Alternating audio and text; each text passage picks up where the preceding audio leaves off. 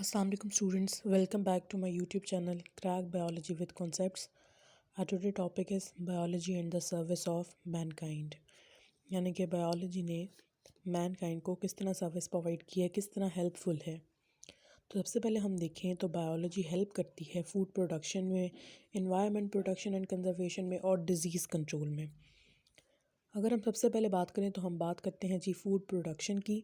तो food production science की वजह से इम्प्रूव हुई है, हमने इम्प्रूव कर लिया है अपनी फूड प्रोडक्शन को, फूड ग्रोथ को।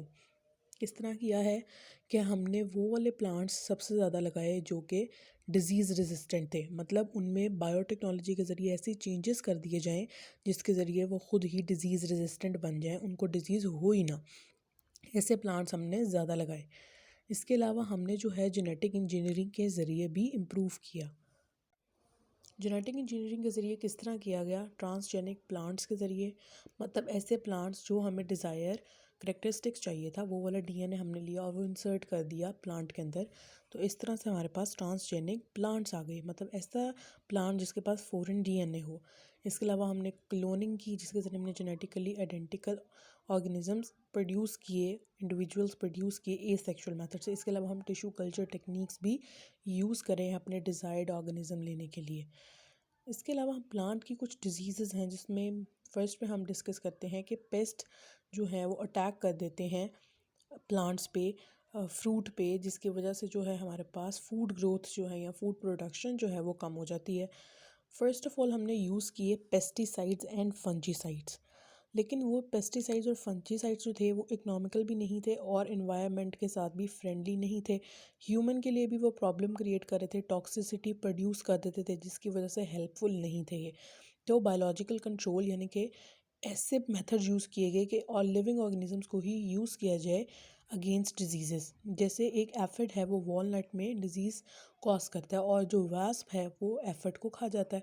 तो अगर अभी हम कहीं पे वॉलनट पे एफिड नज़र आए तो वहाँ हम वास्प छोड़ देते हैं ताकि उन एफिड्स को ख़त्म कर दें। इस तरह हम बायोलॉजिकल कंट्रोल के ज़रिए एक इंडिविजुअल प्लांट को और फ्रूट को हम बचा सकते हैं। इसके अलावा जो मेथड हम यूज़ करते हैं उसको कहते हैं integrated disease management, using all relevant appropriate method of disease control.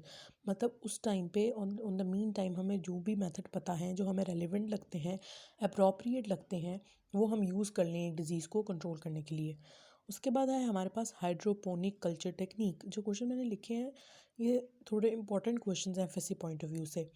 इसका आंसर हमें करना चाहिए 2 से 3 पॉइंट्स या हेडिंग्स में, राइट। अगर मैं कहूँ कि इस तरह हम हेडिंग फर्स्ट दे लें यूज्ड फॉर, तो हम बताएंगे कि it is used to test whether a certain nutrient is essential for plant और नॉट, यानी एक न्यूट्रिएंट जो है वो प्लांट के लिए कितना इंपॉर्टेंट है या इंपॉर्टेंट है भी या नहीं, उसको हम यूज़ करने के लिए हाइड्रोपोनिक कल्चर टेक्निक करते हैं। तो वो हम सॉइल में भी तो कर सकते थे कि सॉइल में वो स्पेसिफिक न्यूट्रिएंट डालते, वो प्लांट को वहाँ ग्रो करते, तो पता चल जाता है वो उसके लिए हेल्दी है या नहीं है। लेकिन हम सॉइल में नहीं कर सकते क्योंकि सॉइल एक ख़ुद कम्प्लेक्स मीडियम है, तो उसमें अब नहीं पता चलेगा कि कौन सा न्यूट्रिएंट जो है वो उसको ज़्यादा हेल्प कर रहा है, ठीक है, वो उसमें मिक्स हो जाएंगे इसलिए। तो इस टेक्निक में हम करते क्या हैं, जो प्लांट्स हैं उनको एरेटेड वाटर में ग्रो करते हैं और वो वाटर, एरेटेड वाटर वो होता है जो जिसके अंदर हमने न्यूट्रिएंट जो है वो ऐड किया होता है। फिर हम रिजल्ट्स से देख लेते हैं कि कौन सा न्यूट्रिएंट जो है वो कितना ज़्यादा बेनिफिशिएंट था।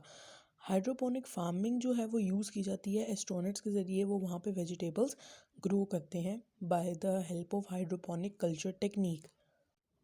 अगर हम फूड के लिए, फूड कंट्रोल के लिए लास्ट स्टेप देखें तो वो है पेस्चराइजेशन, यानी कि फ़ूड को प्रिजर्व कर लिया जाए बाय यूजिंग डिफरेंट केमिकल्स। अब इसके बेनिफिट्स क्या हैं? एक तो फूड जो है वो ख़राब होने से बच जाता है, प्रोटेक्टिंग फूड फ्रॉम स्पॉइलेज। इसके अलावा जो हम है फूड को ट्रांसपोर्ट कर सकते हैं लॉन्ग डिस्टेंसेस पे, यानी कि अगर एक सिटी से दूसरी सिटी में जाना है तो प्रॉबेबली के रास्ते में फ्रूट या फूड ख़राब हो जाएगा, लेकिन अगर हमने उसको प्रिजर्वेटिव्स लगाए होंगे, पेस्चराइजेशन की होगी, तो वो हेल्पफुल है एक सिटी से दूसरी सिटी में ट्रांसफ़र करने के लिए और even more than longer distances, मतलब एक कंट्री से दूसरी कंट्री में भी करने के लिए हेल्पफुल है। और जो पेस्चराइजेशन का पहला मेथड जो डेवलप किया गया था लुइस पास्चर के लिए, पास्चर की तरफ से, जो उसने सबसे पहले जो हमारे पास मेथड इंट्रोड्यूस कराया था, वो मेथड आज यूज़ हो रहा है preservation of milk and milk products के लिए, जैसे कि योगर्ट, चीज़ वगैरह, उन सब के प्रिजर्वेशन के लिए यूज़ हो रहा है। That's all about the today topic.